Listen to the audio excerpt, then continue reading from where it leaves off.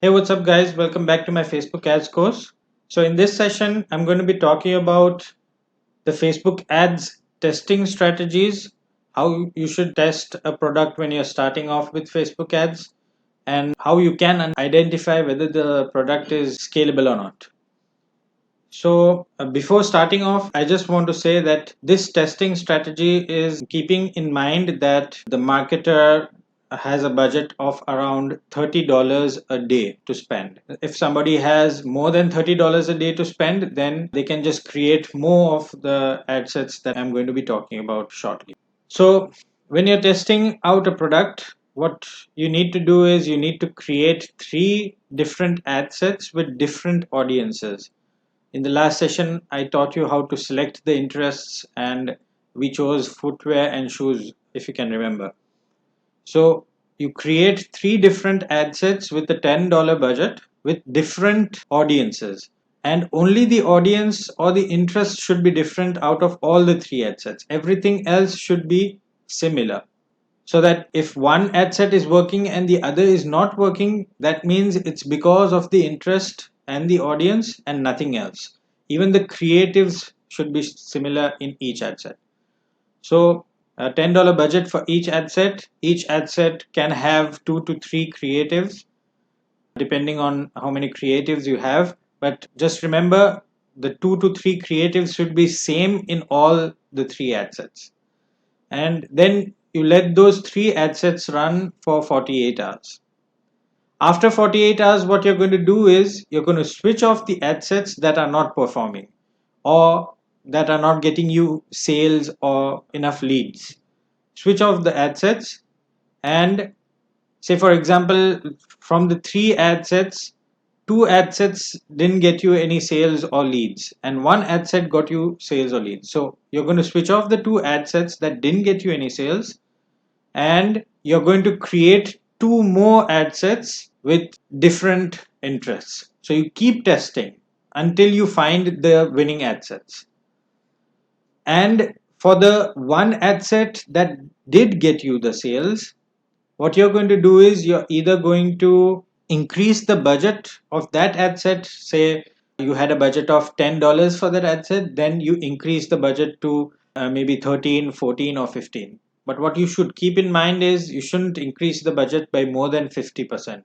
That just messes up with the optimization process. That is the first option. And the second option is you can either just duplicate the winning ad set that got you the sales. So increasing the budget is called vertical scaling, and duplicating the ad set is called horizontal scaling.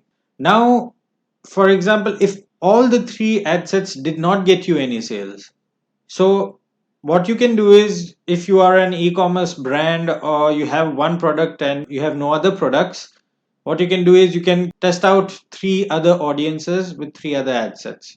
Or you can change the creatives and see whether those creatives are working or not. By the way, if you want to know whether the creatives are working or not, I've already mentioned this in the last session when I was discussing the Facebook terminologies. If you want to see whether a creative is working or not, check the unique outbound CTR. That should be more than 1%. Okay. If it's less than 1%, that means the creatives are not working. So you either keep testing with new ad sets, new interests, or if you are a drop shipping store and none of the ad sets got you any sales, that means that you should probably change the product you're trying to sell. After that, you keep testing until you have 5 to 7 winning audiences. Keep testing three ad sets and let the ad sets that are getting you sales run and switch off the ones that are not getting you any sales. Until you have 5 to 7 winning audiences, keep testing. Ad fatigue. Okay, so this is another concept that you need to understand. When you have found an ad set, a winning ad set, you will see that the ad sets are getting you consistent sales for say 2 to 3 weeks or even maybe 4 weeks.